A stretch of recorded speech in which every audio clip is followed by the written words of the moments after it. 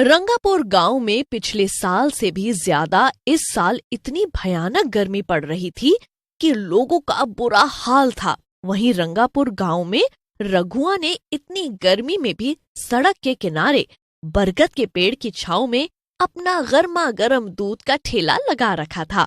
गांव के लोग और शहर से आने वाले लोग इतनी गर्मी में भी आइसक्रीम खाने से ज्यादा रघुआ के ठेले का गर्मा गर्म दूध पीना ज्यादा पसंद करते थे।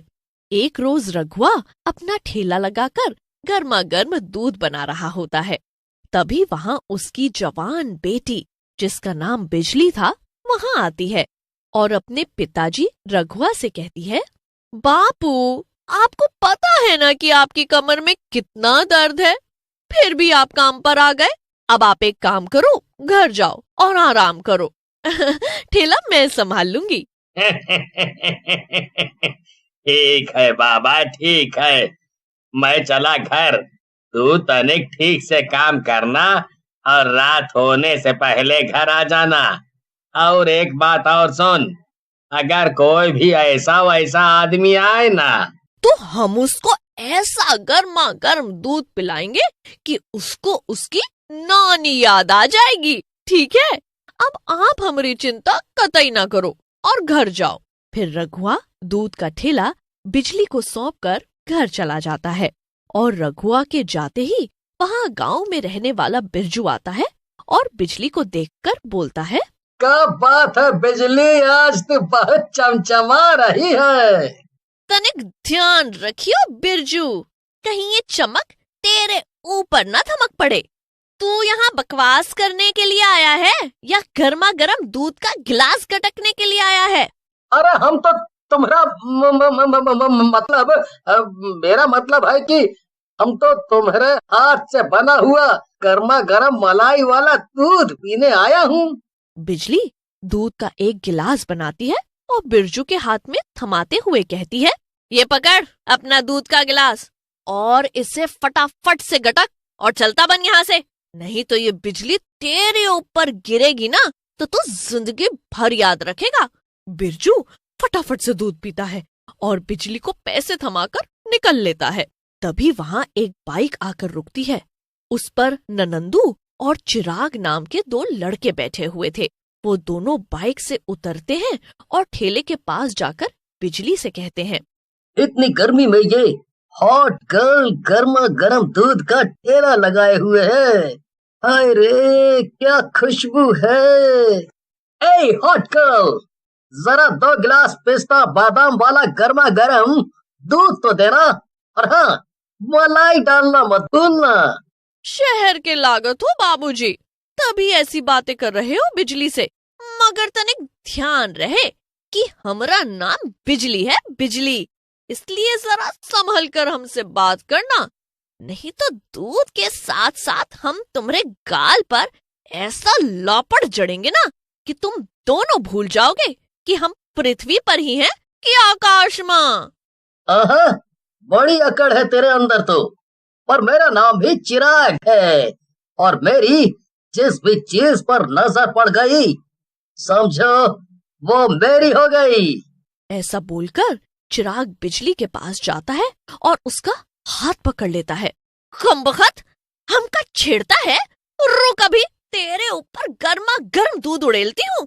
जैसे ही चिराग बिजली का हाथ छोड़ता है, बिजली चिराग के गाल पर एक जोर का थप्पड़ मार देती है। चिराग और ननंदू बाइक पर बैठ जाते हैं। तभी शोर सुनकर बिरजू वहां आता है और बिजली से बोलता है, क्या बात है रे बिजली, ये दोनों शहरी बाबू क्या बोल रहे थे? कहीं इन्होंने तेरे साथ कौन बदतमीजी तो नहीं की ना?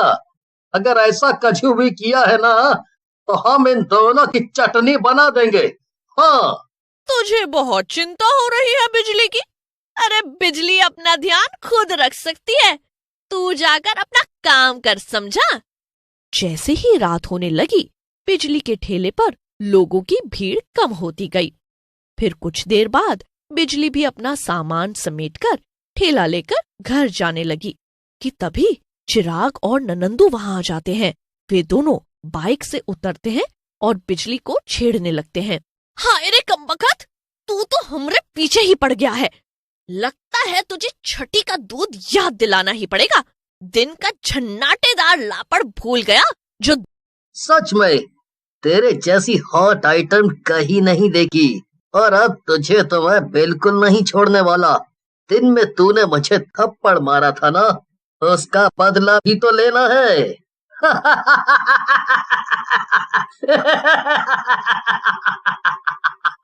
तभी बिजली को बहुत गुस्सा आता है और वो अपने ठेले से चाकू निकालती है और चिराग को मारने लगती है। तभी ननंदू उससे चाकू छीन लेता है। बिजली के शोर मचाने से ननंदू और चिराग बहुत डर जाते हैं और तभी जोश में आकर ननंदू बिजली के गले पर चाकू मारकर उसका गला काट डालता है, जिसकी वजह से बिजली तड़प तड़प कर मर जाती है। और बिजली के मरते ही ननंदू और चिराग बिजली की लाश को वहीं झाड़ियों में फेंक देते हैं। मरने के कुछ ही देर बाद बिजली एक चुड़ैल बन जाती है। मैं मर नहीं सकती, ये मेरे साथ ही क्यों हुआ? मेरे बाबू को मेरे मरने की खबर लगी तो वो जीते जी मर जाएंगे। कुछ भी हो, मेरे बाबू को मेरे मरने की खबर नहीं लगनी चाहिए। ऐसे बोलकर चुड़ैल फिर बिजली के रूप में आ जाती है और अपना ठेला लेकर अपने घर चली जाती है। कितना अंधेरा हो गया है और तू अब घर वापस आ रही है। पता है मैं कितनी चिंता कर रहा था तेरी। बाबू आप भी ना जरा जरा में हमारी चिंता करने लगते हो। अरे आप बस अपना ध्यान रखो, बाकी हमरी हम पर छोड़ दो। ऐसा बोलकर चुड़ैल बिजली अपने कमरे में सोने चली जाती है और सुबह होते ही वे अकेले ही अपना दूध का ठेला लेकर दूध बेचने के लिए निकल जाती है। वे बरगद के नीचे अपना ठेला लगाती है कि तभी वहाँ बिरजू आ जाता है। सुबह सुबह काहे हमरा दिमाग का दही कर रहा है? दूध पीना है तो बता, नहीं तो पतली गली से खिसक ले। बिरजू दूध पीता है और वहां से चला जाता है। कुछ देर बाद वहां एक मंचला आता है और वो बिजली को अकेला देखकर उसे छेड़ने लगता है। तभी वहां एक बूढ़े बाबा आते हैं। बेटी, बाबा के लिए तनिक एक गिलास बादाम पिस्ता वाला दूध बनाना। अरे ये बूढ़ा बाबा कहाँ से आ गया? ए बाबा, चल निकल यहाँ से, मेरा सारा मजा किरकिरा कर दिया। मंचले की बात से बिजली को बहुत गुस्सा आता है और वो फिर से चुड़ैल के रूप में आ जाती है। अभी रुक, तेरा सारा मजा निकालती हूँ। ऐसे बोलकर चुड़ैल उस मंचले को पकड़कर उसके पेट में अपने नाखून से वार करती है, जिसकी वजह से उसकी मौत हो जाती है। अरे बिटिया, तू बिजली से चुड़ैल कैसे बन गई? हमका तो अपनी आंखों पर यकीन नहीं हो रहा है। बाबा, अब मैं आपको क्या बताऊं? इस जालिम दुनिया में लड़कियों का अकेले काम करना कितना मुश्किल है। जहाँ अकेली लड़की देखी नहीं, वहीं उसे छेड़ना, परेशान करना शुरू कर देते हैं। चुड़ैल ये सब बाबा को बता रही होती है कि तभी दूर खड़ा बिरजू चुड़ैल की ये सारी बातें सुन लेता है। तू भी आए दिन मुझे छेड़ता रहता था, मुझे तो तुझे भी मौत के घाट उतार देना चाहिए। चुड़ैल की बात सुनकर बिरजू को अपने ऊपर शर्म आने लगती है।